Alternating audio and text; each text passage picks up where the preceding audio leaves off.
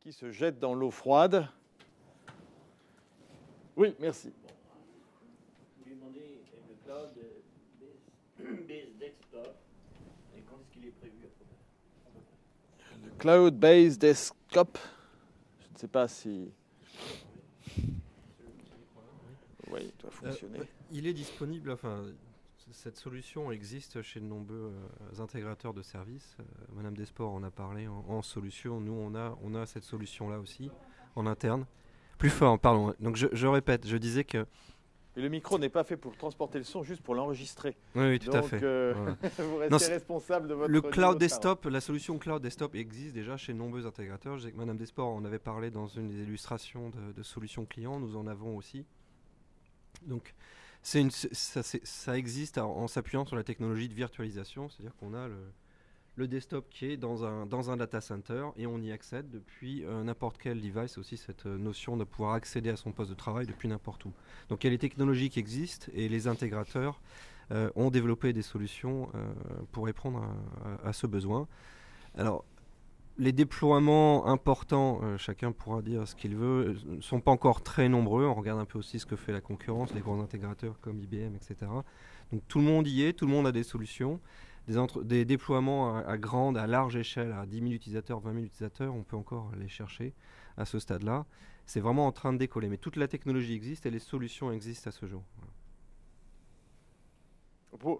Je pensais juste un mot dans l'expression. Je remercie ceux qui ont fait quelques efforts pour traduire des présentations qui sont intraduisibles, puisque de toute manière, en français, un mot sur deux employés reste un mot d'origine anglaise. Hein, et d'ailleurs, je vois que dans nos supports également, nous n'utilisons pratiquement que l'anglais, mais c'est un souci pour d'autres, à savoir l'absence dans la langue française de traduction valable pour toutes ces notions que l'on véhicule en permanence quand on parle de ces questions. Alors, un autre commentaire, d'autres questions? Oui, merci. Attendez, je vais vous apporter un micro, le micro qui bouge, pardon.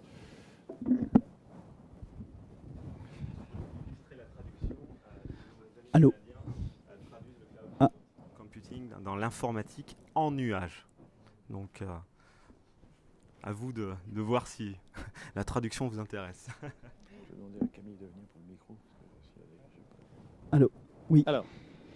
Oui, je voulais poser une question, et plus spécialement à Madame Desports. Je voulais, elle qui a travaillé chez IBM, je voudrais savoir si le cloud computing, aujourd'hui on nous présente ça comme une grande nouveauté. Est-ce que ce n'est pas l'arrivée à maturité d'un concept comme l'utility computing ?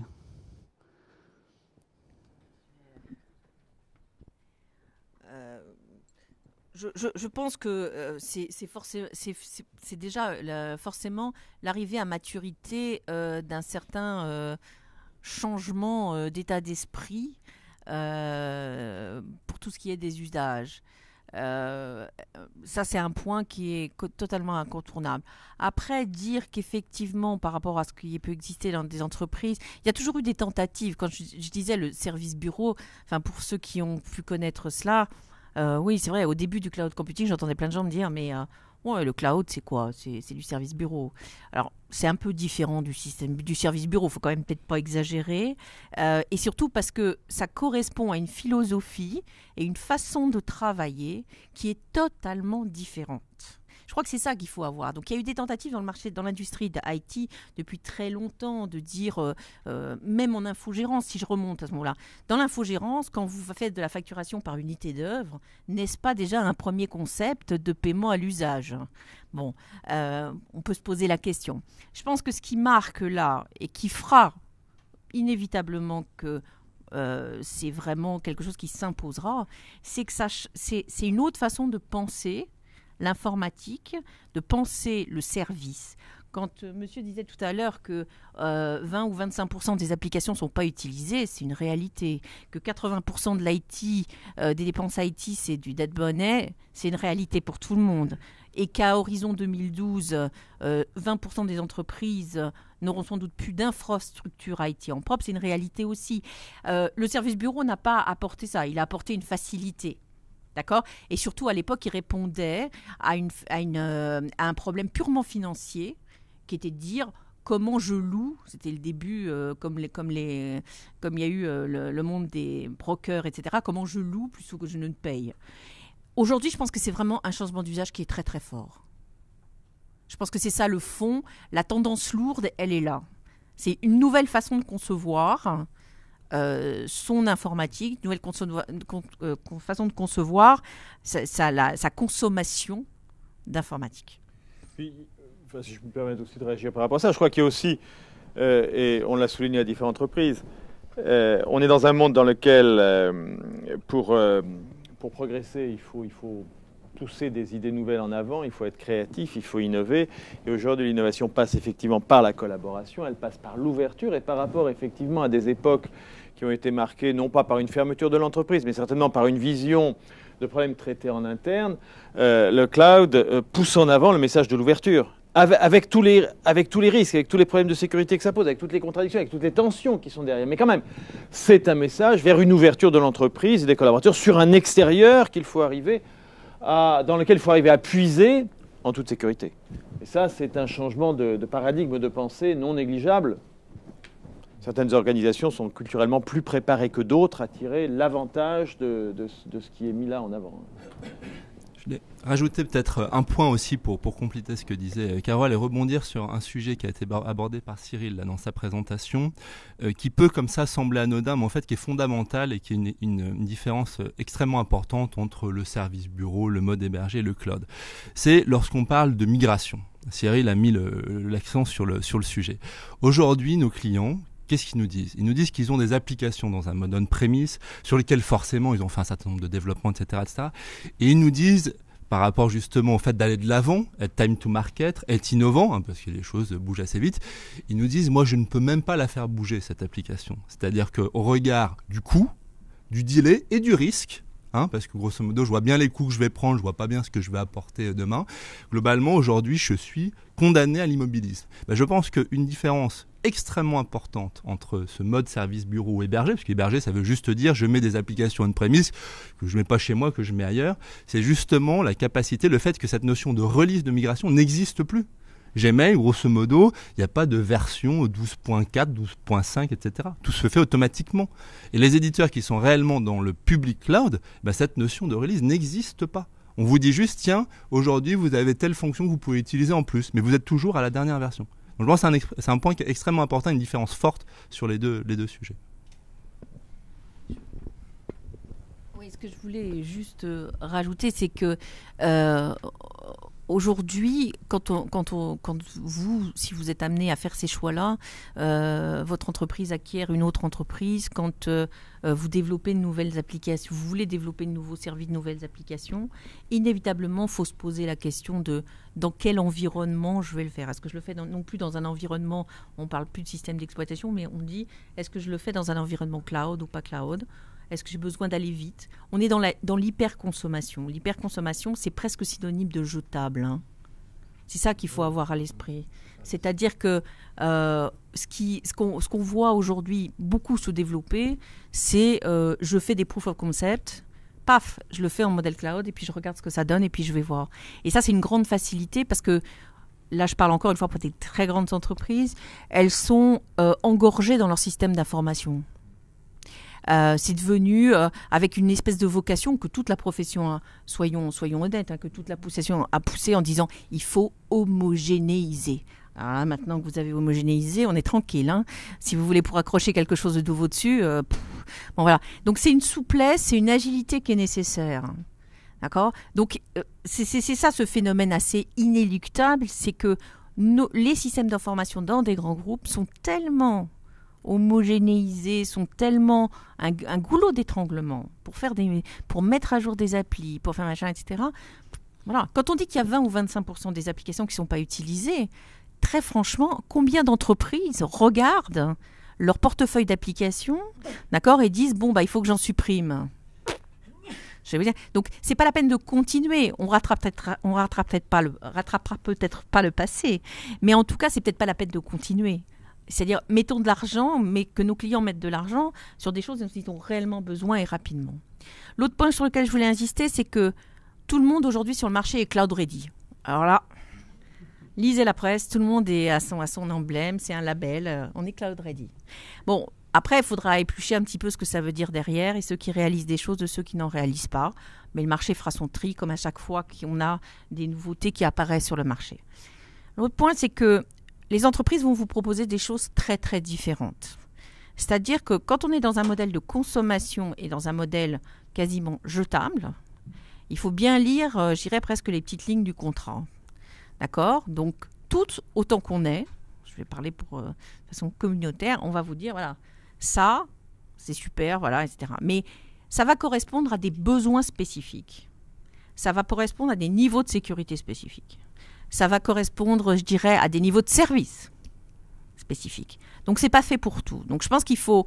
moi, j'engage, nous le faisons nous, mais j'engage, je ne peux qu'engager des clients à bien regarder qu'est-ce qu'on cloudise et qu'est-ce qu'on cloudise pas. Peut-être d'autres... Une question qui a amené beaucoup de développement. Je vous en remercie tout à fait. Y aurait-il une question qui appellerait... Oui, merci. Il faut parler dans le micro pour qu'on les enregistre, en fait. C'est bien certain qu'on vous entendra. Allez-y. D'accord. En fait, c'était une question adressée à toutes les trois sociétés. Au niveau de positionnement, est-ce que vous êtes tous en concurrence directe ou est-ce que vous avez des stratégies différentes, viser des parts de marché un peu différentes des grandes entreprises ou plutôt des PMI, des verticales particulières ou, oui, vous pourrez expliquer un peu vos stratégies respectives Positionnement. Ouais. Je pense que c'est important parce qu'en l'occurrence, nous sommes partenaires. Quand je parle de CSC, en tout cas, CSC vis-à-vis d'Orange Business Service et de Google. Alors, il y a peut-être des choses un petit peu différentes entre les sociétés, mais nous, en gros, notre métier, comme je vous le disais tout à l'heure, nous, on est mariés avec personne, on est complètement indépendant vis-à-vis des providers, qui soient sur les différentes couches qu'on a vues tout à l'heure. En même temps, vous êtes partenaire de nombreuses entreprises, de fait. Oui, mais mais indépendant. Ce que je veux dire par là, c'est que quand on est partenaire d'un certain nombre d'acteurs, oui, bien évidemment, l'objectif, c'est de pas de réinventer la poudre. Je veux dire, il y a des entreprises extrêmement performantes. Vous en avez 2 représentants aujourd'hui qui, globalement, font d'énormes investissements justement pour apporter des choses. Voilà, chacun son métier. Donc, nous, l'objectif, c'est de bien les comprendre, de bien les connaître et de savoir ce qu'on peut en tirer. Parce que notre point de vue, c'est que le cloud computing, la bonne façon définitivement de prendre le sujet, c'est par le business, de toute manière. C'est certainement pas par, globalement, je vais rajouter une couche de plus, une techno de plus dans mon portefeuille. L'idée, c'est de dire, tiens, j'ai un enjeu business, qu'est-ce que j'en fais ? Donc nous, en fait, ce qu'on fait, c'est ça. C'est globalement, on connaît le cloud, on voit ce que ça fait, on voit ce que ça fait pas. D'accord ? Et après, on a un certain nombre de partenaires et grosso modo, on sait les sujets sur lesquels tel ou tel partenaire va être le plus pertinent. Donc voilà en tout cas pour le positionnement de CSC. Bon, le positionnement de Google, il est clair, il est partenaire de CSC, mais aussi d'Orange sur différents points. On intègre des solutions ensemble à CSC. Je crois qu'aux États-Unis, on a quelques références communes. Et avec Orange, on a aussi des clients en commun où on apporte des propositions de valeur qui sont différentes. Pour nous, on adresse aujourd'hui tout type de marché. Donc, je crois qu'on l'a évoqué plusieurs fois durant cette conférence. Je crois que la PME, PMI, la TPE est d'abord passée sur le cloud. Et aujourd'hui, globalement, toutes les entreprises y vont. Et les très grands comptes aussi. Donc, il n'y a pas de... Même sectoriellement, je ne pourrais pas vous dire qu'il y a un marché qui va plus qu'un autre. Je crois qu'aujourd'hui, même si on analyse ces secteurs, on trouve des propositions de valeur dans chaque secteur. Maintenant, ce qui constitue notre proposition, je reviens sur ces 3 points, c'est rapidité de l'innovation. Bon, on délivre des services, des solutions tout le temps, et vous l'avez vu, je crois que vous l'avez illustré, la notion de logiciel, de version de logiciel finalement n'existe plus ou va tomber dans le cloud parce que un DSI n'a jamais eu une promotion parce qu'il a migré de telle version d'Office à telle version ou telle version de SAP à telle version. Alors, c'est plus des problèmes et des complications aujourd'hui dans l'entreprise, des coûts qu'autre chose. Donc c'est comment je je m'oriente un peu plus, je suis un peu plus business, j'apporte cette innovation de manière continue à mon entreprise. La notion de plateforme, de puissance de la plateforme, pour nous, vous l'avez vu, c'est un enjeu très important. Il faut qu'on délivre une plateforme globale parce que nos clients nous le demandent. Quand je délivre... Alors, en tant qu'employé, est-ce que je peux offrir à mes clients? Aujourd'hui, il y a plein de services, quand je suis une grande banque, une grande assurance, que je ne peux pas encore offrir à mes clients. Pourquoi? Parce que je ne sais pas les pics de charge que je vais avoir sur le nombre de connexions sur cette application. Avant de lancer un service, il est difficile de prévoir la popularité de ce service. Donc, mettre en place une infrastructure avant de savoir comment ça va marcher, c'est très compliqué. Donc finalement, il y a plein de projets de services qui ont été avortés aujourd'hui dans les entreprises. Le cloud est une réponse simple et agile et peu coûteuse à ce type de problématique. Et enfin, je terminerai par ça, en termes de positionnement, c'est toujours cette expérience utilisateur, cette expérience business qui est au centre de notre offre et de nos réflexions. Il y a beaucoup de choses ont été dites. Ce que je compléterais, c'est qu'effectivement, je vous disais tout à l'heure, on est dans un écosystème. Donc, globalement, on va faire des partenariats qui vont être plus ou moins poussés. C'est-à-dire qu'on va avoir des partenaires qui vont être des partenaires technologiques. On va avoir des partenaires commerciaux. Voilà, et on va avoir des partenaires, disons, qui vont être, disons, la pierre angulaire de ce qu'on va être amené à développer. Aujourd'hui, faut être clair, nos clients s'intéressent encore beaucoup à, excusez-moi l'expression, mais de la quincaille qu'il y a derrière. D'accord? Je pense que d'ici 2012-2013, ça sera nettement moins vrai puisque la notion de service aura largement supplanté ce qu'il en est. Donc on a à choisir nos partenaires pour travailler. Il faut qu'on ait une agilité pour travailler et prendre ce qu'il y a de meilleur sur le marché. Je pense qu'il faut faire des partenariats commerciaux et des partenariats technologiques. Ça, je dirais que c'est sur le premier point. Sur le positionnement marché, Orange a, je dirais, un atout par rapport, et je le dis assez confortablement parce que j'ai travaillé dans bien d'autres entreprises. Bien sûr, elle a un accès très fort aux grands comptes, mais elle a un accès, je dirais, presque privilégié sur tout ce qui est PME-PMI. Et donc ça, c'est un must des opérateurs. Et beaucoup de partenaires, là, pour le coup, veulent s'allier avec Orange, bien entendu, essentiellement sur la partie PME-PMI, puisqu'il y a un accès au PME-PMI qui est monstrueux. On est quasiment dans la continuité du grand public. Donc, je crois qu'on offre des solutions, tous. On se retrouvera concurrents, éventuellement, même sur de l'assessment, parce que petit à petit, toutes les sociétés auront des offres par débordement. Après, il faut regarder globalement quelle est la meilleure configuration qu'on doit avoir par rapport à une problématique client pour pouvoir le développer. Toutes les solutions d'Orange Business Service ne conviendront pas, toutes les solutions de Google ne conviendront pas, et toutes les démarches. Donc vraiment, j'insiste sur cette notion d'écosystème, qui est aussi une dimension qui est très différente de ce qu'on a pu vivre par le passé. C'est-à-dire qu'on n'est plus à faire des montages de co-traitance, des trucs hyper compliqués, le prime, le back-to-back. On est vraiment de dire comment on peut pulser une solution de façon très intelligente. D'accord? On est là-dessus. Et en tout cas, ça nécessite pour le marché de l'IT et de toutes les sociétés d'IT de bien comprendre son marché, ce qui n'était pas toujours le cas, d'être capable d'avoir des alliés et de rester relativement honnête avec ses alliés. Ce n'est pas toujours le cas, mais bon, voilà, de rester relativement honnête avec ses alliés pour, le moment venu, trouver les bons partenariats et aller vite. La rapidité qui va actionner le marché, elle actionne le marché des clients, mais elle actionne aussi le marché de l'IT et des sociétés d'IT. D'accord ? Donc, il ne faut pas se tromper sur ce dispositif et ce que l'on a. Moi, j'aurais voulu poser une question aussi qui était la question dont je disais en introduction qu'elle ne serait certainement pas traitée, mais qui appelait certainement à des développements futurs.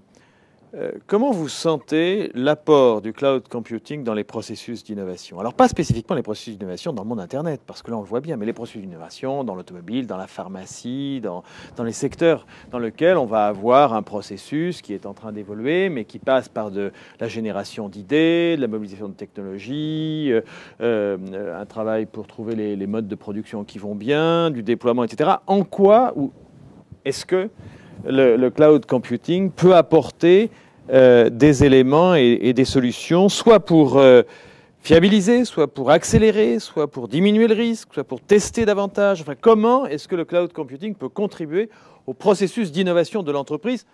Précise, mais bien évidemment, il y a, je répète, toute la production, et elle est très sensible, de toute une génération d'offres Internet aujourd'hui, mais au-delà du monde Internet, dans le monde de l'innovation industrielle et des services, mais pas directement ou toujours liés à l'Internet. Je voulais juste rajouter un dernier mot pour conclure sur le point d'avant. Enfin, ce qui nous rejoint, nous, c'est que nous sommes dans le service, les trois entreprises. Et finalement, nous ne sommes pas constructeurs et ça nous enlève un poids. Nous n'avons pas à nous appuyer sur une marque. Mondial, voilà. Au niveau de Google, apparemment. Non, mais il est quatrième constructeur pour ses propres besoins. Voilà. Et il ne vend pas sa quincaillerie. Donc nous ne vendons pas de quincaillerie. Nous n'avons pas à nous appuyer sur la quincaillerie de notre propre marque. Nous vendons le service. C'est pour ça que nous sommes Est-ce qu'on pourrait revenir à cette question d'innovation? Parce que oui, tout à fait. Cloud computing, alors, je vais commencer, puis je laisserai Christophe élaborer.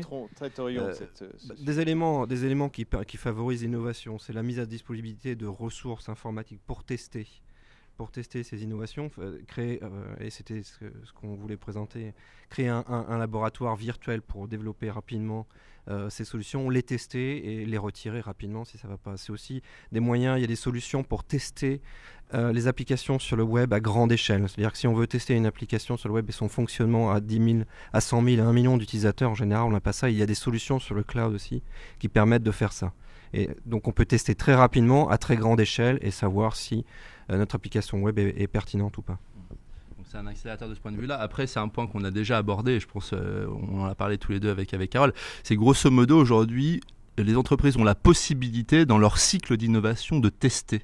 C'est-à-dire en gros de payer pour voir et pour voir vite et pas cher. Donc je pense que dans le process d'innovation, ce qui semble fondamental aujourd'hui dans un monde qui est de plus en plus mouvant, c'est cette capacité, parce que ce qu'on a défini, conçu il y a 6 mois, peut-être que déjà c'est plus valable. D'accord ? Donc en gros, le cloud apporte ça, capacité à tester, à confronter finalement les idées, les concepts au marché, à voir ce qui se passe et tout de suite justement à s'adapter, à changer éventuellement sa façon de voir les choses. Je pense que pour moi c'est le point le plus important dans l'innovation. Je partage entièrement ce point, cette notion de comment on innove. Je vous en parlais d'une entreprise qui est la mienne, qui je pense, innove assez bien. On innove en ayant plein d'idées, en testant plein d'idées. Et dans l'eau, vous allez trouver la bonne idée. Vous n'avez pas tout de suite la bonne idée. Ça n'existe pas. Nous, chez Google, on a un programme qui s'appelle 20% pour les ingénieurs. Je pense que peut-être certains d'entre vous le connaissent. Le programme 20%, ça illustre bien les propos qu'on vient de tenir. C'est chaque ingénieur a le droit de consacrer une journée par semaine pour faire un projet qui lui est cher, qui peut servir l'entreprise, mais dont il définit lui-même le cahier des charges. Je vous donne un exemple. Un jour, un ingénieur a débarqué dans le bureau de Larry et Sergey pour dire « je veux faire un Street View ». C'est quoi Street View ? J'ai filmé quelques rues dans San Francisco. C'est sympa. Si on assemble toutes les photos entre elles, on peut créer une expérience utilisateur, offrir une solution, un produit qui est unique. De là est parti Street View, parce que grâce à notre plateforme, grâce à nos data centers, on a pu très vite un modèle cloud, tester, assembler des ressources, des images qui demandaient quand même quelques ressources informatiques, vous pouvez l'imaginer. Voilà un exemple d'innovation au sein de Google qui a pu être mis en place grâce à une plateforme puissance, une plateforme cloud. Donc je pense que voilà, la notion d'innovation à travers le test est importante. Un deuxième point que je soulignerai qui apparaissait dans ma présentation, c'est qu'aujourd'hui, l'innovation peut venir de n'importe où. Et je crois que tous nos clients nous le disent. Le taux d'équipement d'informatique en entreprise est d'environ 50% en France. Ça veut dire une entreprise qui a 50 000 salariés. En général, ils ont 25 000 boîtes aux lettres ou PC. Enfin, ils donnent un outil informatique à 25 000 employés. Pour le reste, pas de solution aujourd'hui. Je crois que le coût contribue beaucoup. Mais pour nous, ce que je veux dire par là, c'est que pour innover, il faut offrir des outils à tout le monde, de communication et de collaboration, pour pouvoir aller chercher cette innovation partout dans l'entreprise. Parce que croyez-moi, je pense qu'on passe à côté de beaucoup d'innovations dans les grands groupes aujourd'hui où l'outil informatique n'est pas démocratisé. D'accord ? Donc ça, c'est un second driver qu'apporte, c'est une seconde proposition de valeur qu'apporte le cloud en termes de démocratisation aujourd'hui des outils de communication et de collaboration qui permettent de mettre en lumière l'innovation qui peut venir de n'importe où dans l'entreprise. Merci. Moi, je suis d'accord avec tout ce qui vient d'être dit et je vais juste compléter par une chose. Il ne faut pas associer le monde du cloud computing en disant, même si c'est poussé par, je dirais, des nouveaux usages et entre guillemets plutôt une nouvelle génération, comme étant, vous m'excuserez l'expression, le monde des jeunes contre le monde des vieux. C'est pas du tout ça. D'accord ? Je pense qu'aujourd'hui, on est rentré dans des systèmes dans les entreprises qui sont hyper complexes. Pour faire quelque chose, effectivement, c'est vraiment une plaie. Ça occupe énormément de gens. Les process sont devenus très compliqués. Je crois que le cloud va amener effectivement une facilité, une agilité que nous avions perdue. Et ça, c'est important. Pourquoi ? C'est important parce que les entreprises ont besoin de se réconcilier avec ce que j'appelle leur jus de crâne. C'est-à-dire que l'intelligence qu'il y a dans les entreprises est aujourd'hui hyper mal exploitée. L'expérience est très mal exploitée parce qu'on est en permanence dans le court terme, dans la résolution de problèmes, dans l'automatisme. D'accord ? Sur des sujets, on est tiré vers le bas, alors qu'on a besoin de mettre au service de l'entreprise un peu plus de compétences, un peu plus de jus de crâne, donc de temps et de réflexion. Donc, je pense que ça va apporter une dimension que nous n'avons plus, qui est d'avoir cette facilité d'accès à des choses, de pouvoir permettre à des gens de se reposer des problématiques et de créer, et donc d'innover. Voilà, donc ça c'est pour moi une dimension qui est très complémentaire, parce que si toutes ces innovations technologiques doivent conduire à diviser par 2 ou 3 les entreprises en termes d'effectifs, ou comme ça, je ne crois pas que ça soit ça l'objectif, ou tout du moins la tendance qui se passera demain. De toute façon, elle sera arrêtée d'une autre façon. Je pense qu'il faut vraiment le voir comme étant, c'est un outil, c'est-à-dire on va redonner à l'informatique sa position d'outil, de technologie, d'accord, de moyens. D'accord. Oui, Jean-Louis. Le micro.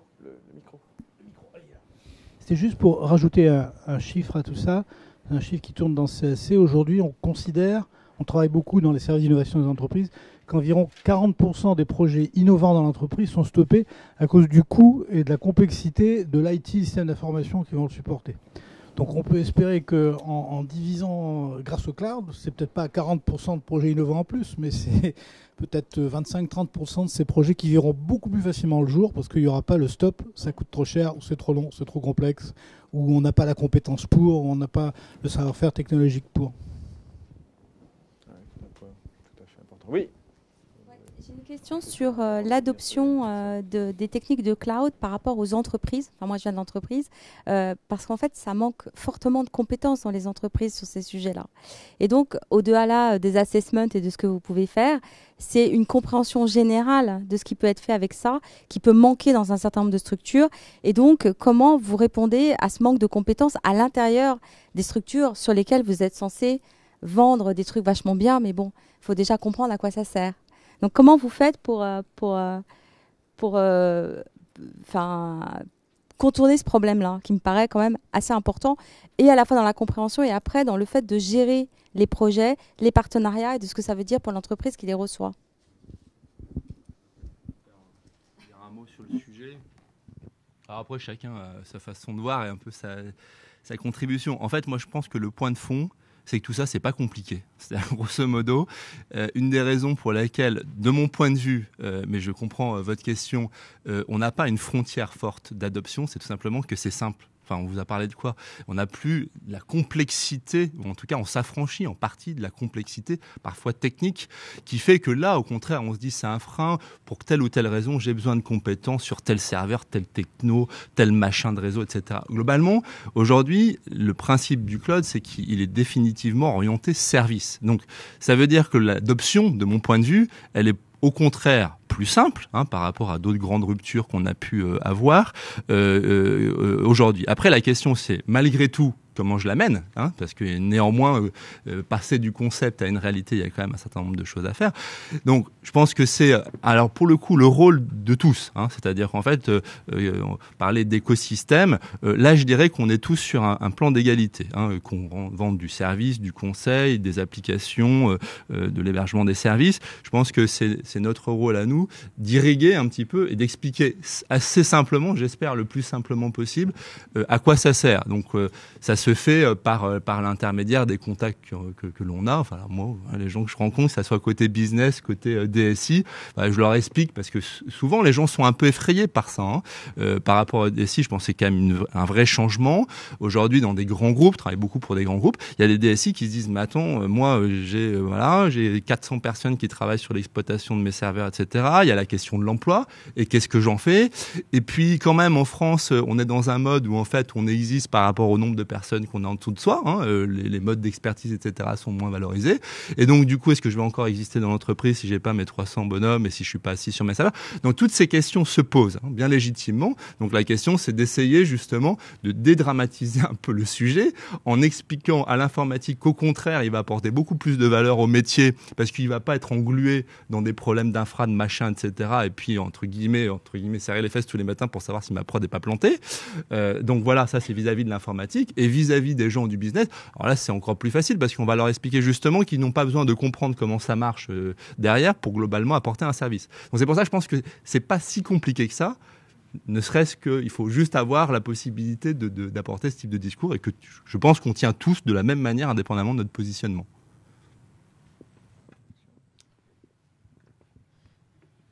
Je vais avoir une réponse très humble par rapport à ça. Je dois vous avouer, je vais être sincère avec vous, que nos clients nous apprennent, enfin nous montrent comment se servir de la plateforme tous les jours. Donc maintenant, ce qu'on leur dit, c'est ce qu'on appelle l'effet Twingo. À vous d'inventer la vie qui va avec. Donc clairement, nous, ce qu'on constate, c'est qu'il y a une appropriation aujourd'hui des technologies. Il y a une appropriation des technologies, excusez-moi, qui est forte. Par les utilisateurs, par les business. Donc les business, aujourd'hui, c'est un petit peu le retour du business dans le monde de l'informatique, et en tout cas un rééquilibrage, sans parler de retour. Je vous donne un exemple très récent chez un de nos clients. Aujourd'hui, il a basculé il est public, on peut le citer, c'est Malakoff Médéric. Ils ont basculé toute leur plateforme de communication, donc messagerie et calendrier, sur notre plateforme. Donc la première crainte, que vont devenir les administrateurs Exchange? On va se dire les choses franchement. Ce qu'il y a évidemment aujourd'hui, vous l'avez bien compris, plus d'infrastructures, plus d'administrateurs. Néanmoins, une cellule innovation. Une cellule innovation qui se pose la question tous les jours par rapport aux problèmes, aux problématiques que rencontre l'entreprise. Comment je vais pouvoir la résoudre grâce à un modèle, grâce à ma plateforme cloud pour mon entreprise. Donc, une DSI qui est proactive et non plus réactive. Et ça, c'est clairement, je trouve, une superbe proposition de valeur vis-à-vis de la DSI du modèle cloud. Ce que me disait Paul Evelard il y a encore peu, DSI de Malakoff Médéric, il me disait, moi j'ai l'intention de faire la poussière et non pas de la mordre. Voilà, ça donne un petit peu une image à mes propos. Oui, je pense qu'il y a effectivement, en complément de ça, ou du moins... ce que je dirais, c'est que nous, on a développé un concept de ce qu'on appelle le go-between. C'est-à-dire que c'est toujours très facile. Alors, on a eu besoin, enfin, toutes les entreprises du marché ont eu besoin de l'IT et des DSI pendant très longtemps pour faire leur business. D'accord ? Donc, on ne retourne pas sa veste comme ça. Et maintenant, c'est vrai que l'approche du cloud, c'est quoi ? C'est si vous démarrez par l'usage.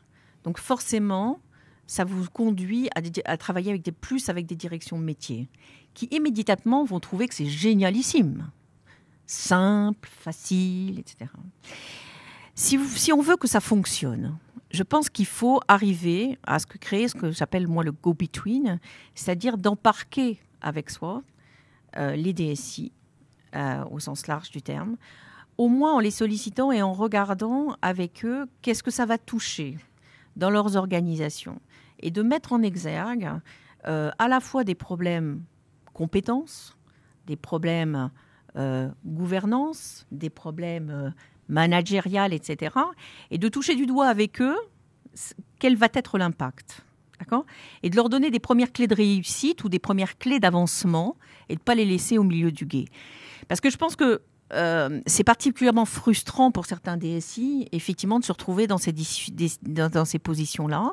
On sait qu'il y a des risques aussi. Hein. Si toutes les directions métiers demain se disent tiens, moi, je prends mes applications comme ça, etc., je paye à l'usage et tout, le contrôle des choses va être compliqué. Donc, c'est forcément une association des deux.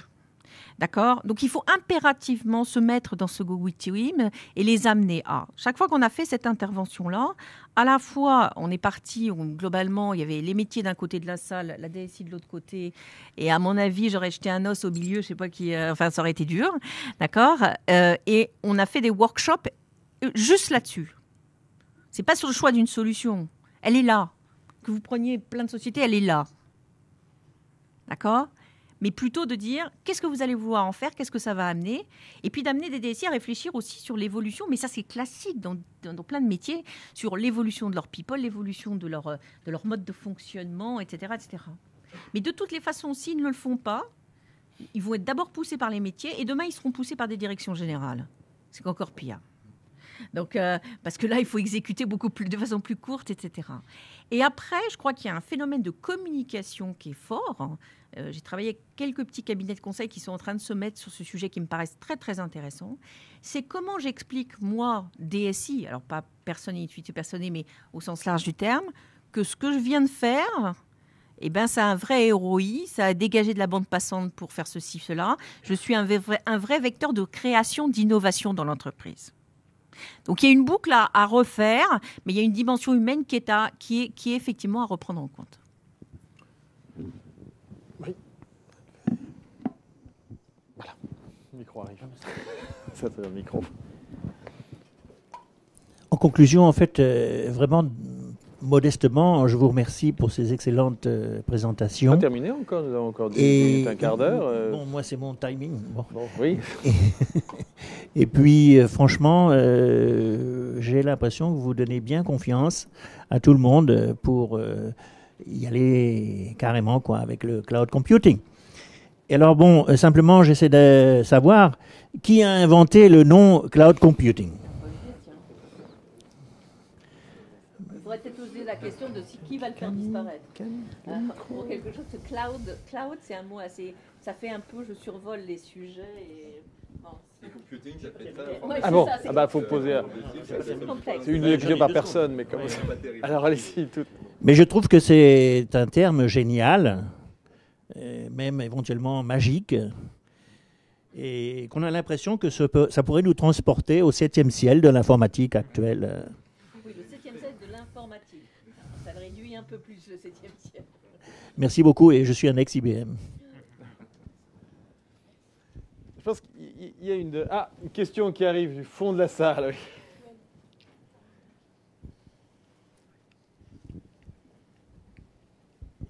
Oui. J'avais une question. Donc, CSC a présenté dans les perspectives 2011. Parlez plus fort, on vous entend plus. CSC a présenté dans les perspectives 2011 donc que le cloud privé allait se développer. Je voulais savoir votre positionnement et votre avis sur le cloud privé. Donc, cloud privé. Voilà. Oui, je vais repréciser le point qui était dans la présentation, c'est qu'en 2011, on voit avant tout le cloud privé se développer plus que le cloud public. Mais ça ne veut pas dire que le cloud public ne va pas du tout évoluer. Le cloud public va aussi évoluer. Mais à cause de ces contraintes de sécurité, de ces contraintes un peu culturelles ou de la façon dont on bouscule les DSI aujourd'hui, le cloud privé va se développer en premier. Et nous, on se positionne sur les deux. On répond aux besoins métiers de nos clients. Donc, on se positionne sur les deux. On a un client important dans l'automobile aujourd'hui qui ne jure que par les infrastructures centralisées et privées. Donc, on va essayer de l'embarquer sur le cloud d'abord et sur le cloud privé et l'amener après vers le cloud public. En plus, en ce moment, ils ont des problèmes d'espionnage. Alors, c'est un sujet très sensible. Donc, on les embarque sur ce terrain-là, sur le cloud privé. Et puis, on va leur expliquer que... pardon ? Oui, tout à fait. On va leur expliquer qu'il y a des ressources, des informations qui peuvent stocker à l'extérieur, et on va faire progressivement essayer de les embarquer aussi sur une notion de cloud public. Mais les deux... Sur ce que vous venez de dire, bien que dans le cas présent, on n'est pas sûr qu'il y ait une question d'espionnage. C'est simplement... Effectivement. C'est dans le nuage général qu'on a parlé d'espionnage. On a lancé... Mais c'est vrai que vous l'avez abordé à différentes reprises, mais ça mérite peut-être 5 minutes d'attention, ce problème de la sécurité. Il est bien clair qu'on nous fait régulièrement des paysages catastrophiques d'un futur dans lequel, d'ici ou de là, en général de l'Est d'ailleurs, peu importe les Est, on se retrouverait à bloquer un pays, on se souvient de la Lettonie, à bloquer les finances publiques, ce dont vous faisiez référence, etc.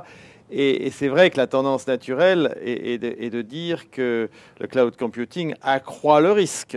Et dans le même temps, certains se disent que la capacité à développer des moyens d'entrée dans des systèmes et autres va plus vite que la capacité à s'en préserver. Qu'est-ce que vous en pensez? Comment, face à des clients ou à des organisations qui vous posent ce problème, vous réagissez sur cette question sensible? C'est un sujet important, bien souvent exagéré. Comme tout le monde s'interroge beaucoup là-dessus, dès qu'il y a un petit problème, on en parle, et qu'il y a eu un peu de communication, c'est dans le monde informatique. Bipos, l'offre de Microsoft, de messagerie, etc. Il y a eu des fuites, des personnes qui se sont introduites dans les systèmes, qui ont réussi à pirater des messageries, etc. Donc ça existe, c'est pas 100% sécurisé, mais en même temps, dans l'informatique aujourd'hui, dans l'informatique des entreprises, il y a des fuites partout, on n'en parle pas. Qui dit que l'informatique de nos clients est bien plus sécurisée et bien plus fiable que les solutions qui peuvent être proposées sur le cloud. Personne ne peut répondre. Donc on ne sait pas. Tout le monde a des problèmes tous les jours. Il n'y a pas une communication dans la presse sur les problèmes de sécurité que rencontrent les entreprises. Donc voilà, c'est un vrai sujet, mais en même temps, les solutions qui existent sur le cloud répondent largement aux besoins. Alors la sécurité, évidemment, changement de paradigme. Complet par rapport au cloud computing, c'est la question. Vous savez, c'est l'analogie, est-ce que je suis plus en sécurité dans un avion ou dans ma voiture? Je crois que ça illustre parfaitement le sujet du cloud computing. Statistiquement, l'avion est beaucoup plus sécure que la voiture. Pourtant, d'un côté, je maîtrise complètement ma direction, et de l'autre, c'est quelqu'un qui pilote pour moi, et j'ai une approche industrielle du transport. Voilà, on constate que finalement le sujet de la sécurité, c'est souvent le drapeau blanc agité par le DSI pour ne pas changer, mais au final, il y a une proposition de valeur sur la sécurité à travers le cloud qui est importante, parce que on va d'où viennent les problématiques de sécurité. Est-ce que ça vient de l'intérieur de l'entreprise ou de l'extérieur? Là, en l'occurrence, l'exemple que vous donniez tout à l'heure, l'attaque s'est faite de l'intérieur. Donc forcément, si j'ai des infrastructures à l'intérieur de mon entreprise, je vais plus facilement être exposé à des risques. Est-ce que quand je les mets à l'extérieur, finalement, j'améliore pas ma sécurité? Et quand on se pose cette question, qu'on rentre dans le détail, d'un point de vue technologique, d'un point de vue process, d'un point de vue people, on s'aperçoit qu'à la fin des fins, le modèle cloud computing est bien plus sécurisé. Évidemment, c'est un modèle où il n'est pas parfait. Vous donniez des exemples qui peuvent arriver. Néanmoins, statistiquement, c'est, je pense, largement inférieur que ce qui peut exister aujourd'hui en entreprise, mais qu'on ne sait pas. Donc nous, la sécurité est un sujet primordial, qu'on expose, qu'on travaille avec nos clients, où sous NDA, on partage un petit peu nos pratiques et qu'est-ce qu'on met en place aujourd'hui pour garantir cette sécurité pour nos clients entreprises, parce qu'elle n'est pas traitée de la même façon pour le monde du grand public, pour le monde de l'entreprise chez Google. En tout cas, il y a des process globaux, mais il y a des choses complémentaires, il y a des choses qui sont délivrées en plus pour le marché entreprise. Donc on est très très confiant, nous, sur le modèle cloud computing. Et je terminerai juste par cet exemple, parce que j'ai un client qui l'a testé, qui l'a mis en œuvre, qui a été challengé par sa direction générale. C'était un DSI. On lui a dit: t'es sûr que la sécurité c'est bien? Écoute, je vais payer une société de hacking et on va comparer, on va leur donner pour mission d'accéder à mes données dans Exchange et à mes données sur la plateforme Google, et on va voir quel est le résultat. Je peux vous garantir que la société a mis longtemps pour accéder à à des données dans l'entreprise parce que c'est des protocoles connus, c'est des technologies connues. Et chez Google, ils ont même pas essayé. Alors, je ne sais pas pourquoi. Peur peut-être de la blacklist, peur aussi le fait que je vous expliquais qu'on a nos propres serveurs. Donc, c'est des technologies qui sont pas. On ne sait pas en quoi on s'attaque quand on s'attaque à un data center Google, parce que c'est une stack Linux qui nous est propre, qu'on a complètement personnalisé pour les besoins de notre infrastructure. Donc, tout ça, c'est énormément de garanties en termes de sécurité. Je conclurai juste sur ce sujet en disant que effectivement le risque zéro n'existe pas, y compris dans la sécurité, il faut être très clair, et que tout ça c'est des questions de probabilité.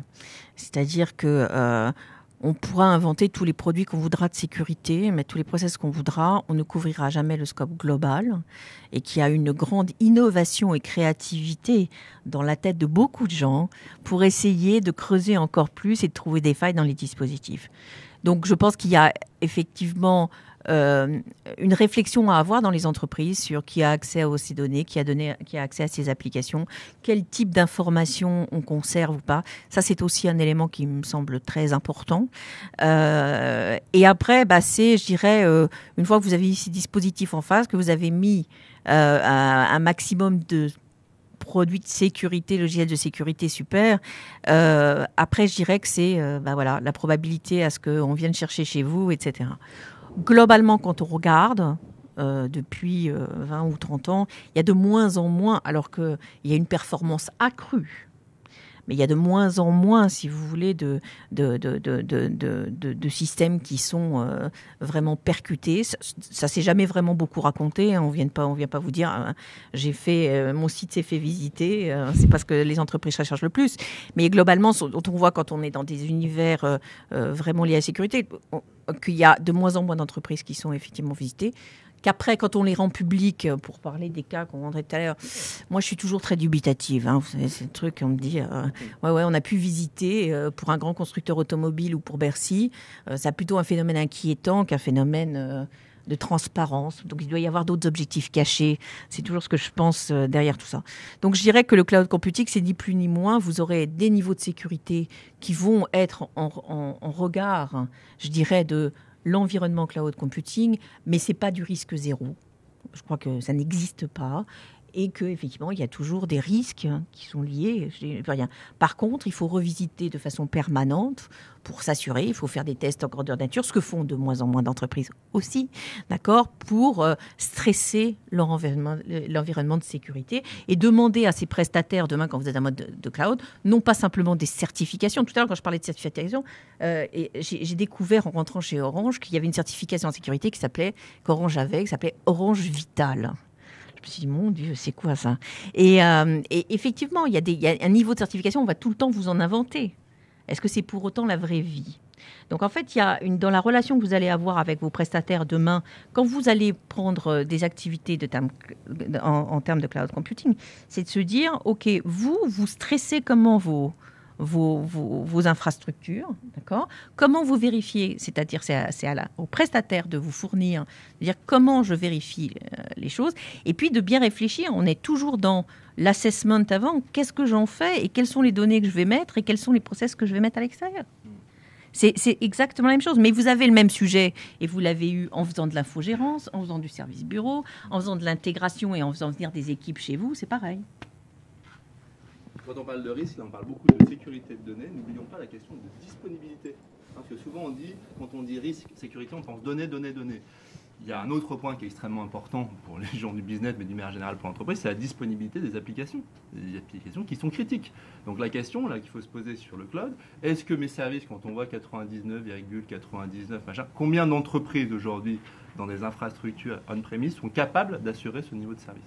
Posez-vous la question, faites des benches. Je crois qu'on est arrivé à la fin. S'il y a une dernière question, elle est bienvenue. Ça sera la dernière question de la matinée. Et avec une réponse qui se doit courte pour tenir à peu près dans les quelques minutes qui nous restent. Donc on a eu beaucoup de choses sur le cloud et en tant que service, utility, son agilité, la facilité. Moi j'aimerais comprendre en fait qu'est-ce qui va se passer puisque c'est un service. Qu'est-ce qui va se passer si on veut changer de fournisseur de service ? Est-ce que ce sera simple ? Est-ce que ce sera compliqué ? Est-ce que vous avez déjà une visibilité ? Excellente question, absolument. Alors, on avait prévu des réponses rapides. Je suis inquiet. On y passera tous. Ouais. Alors, la question de... On comprend que ça ne sera pas simple. C'est déjà un élément de réponse, de toute évidence. On comprend du que ça ne sera pas changement simple. de la transition, de l'interopérabilité. Nous, on y répond de manière globale. La question de la réversibilité se traduit chez Google dans la notion d'intégration avec les autres applications ou votre système d'information. Quand vous avez un service qui est intégré, qui peut s'intégrer avec d'autres services, donc qui communique, un système de messagerie on the cloud, qui communique avec un système de CRM, tous les jours vous échangez des données, vous mettez en place des flux de données à travers des API, et de là vous libérez en quelque sorte la donnée. Je parle de libération parce qu'on a un programme qui s'appelle Data Liberation chez nous, qui est dans le leadership et dans l'ingénierie, et dont l'objectif est d'offrir des API sur tous nos services, sur toutes nos applications, pour pouvoir récupérer la donnée à tout moment. Voilà. Donc je terminerai là-dessus. Je ne sais pas si vous voulez rajouter quelque chose, madame. Je voyais, mais je terminerai là-dessus. Donc l'interopérabilité, l'intégration, la réversibilité sont des sujets clés dans le cloud, parce que quand on met ces données à l'extérieur, la première question qu'on se pose, c'est est-ce que je peux les récupérer à tout moment. Je crois que c'est la première question qu'on doit se poser avant d'y aller. Oui, enfin, de toutes les façons, je crois qu'il ne faut pas se mentir. Hein. C'est pas parce que vous allez dire on est scalable et que on va couper le flux en disant ça y est, c'est fini. Il faut bien récupérer quelque part. Donc il faut effectivement se dire est-ce que je suis capable de réintégrer, est-ce que je suis pas capable de passer chez un autre fournisseur, et qu'est-ce que ça représente. Donc je pense qu'effectivement ce sujet est à aborder en même temps que le fait de dire je vais passer, c'est un projet de migration. Hein. Pour moi, c'est exactement de la même façon. D'accord ? Je prends deux exemples par rapport à celui que je connais bien, qui est le CRM, parce qu'il y a un certain nombre de partenaires. Je prends l'exemple de Salesforce, qui est un acteur important, partenaire d'ailleurs de la plupart de Google, et puis l'exemple de Microsoft, qui a sorti aussi une solution cloud, Microsoft Online, sur le CRM. Alors Salesforce, grosso modo, c'est le même modèle que Google. Donc ça veut dire qu'en fait, il y a un engagement à restituer en fait les données dans un mode qui est exploitable. Donc après la question, là, c'est ce que disait Carole, après c'est une migration. Donc grosso modo, comme aujourd'hui, vous avez une application, vous avez l'éditeur, pour une raison X ou Y, qui fait faillite, vous pouvez plus le maintenir, voilà, vos data, vous allez les mettre dans une nouvelle application. Donc je dirais qu'à la limite, ça change pas grand-chose par rapport au mode on-premise. Néanmoins, vous êtes obligé de le faire parce que des solutions comme Salesforce, je crois que c'est un peu comme Google, en fait, ne proposent que du public cloud. C'est-à-dire qu'en fait, leurs investissements, ils l'ont fait dans ce modèle-là. Donc, plus de services. Après, Microsoft, eux, ils proposent quelque chose d'hybride. C'est-à-dire qu'en fait, il y a une même application qui est disponible à la fois en mode online, donc cloud, et en mode on-premise. Donc là, c'est un modèle et une solution sur ce sujet qui peut être un peu différente. C'est que non seulement vous pouvez récupérer les données, mais vous pouvez récupérer on-premise, en fait, la solution, l'infrastructure, enfin la solution, le service et l'application. Voilà, deux exemples, mais tout est inventé aussi sur ce sujet. Je crois que là, il n'y a pas de certitude, quoi. Il y a quelques des exemples qui peuvent être un peu différents selon les sujets. Très bien, écoutez, merci beaucoup pour vos interventions et merci pour votre contribution.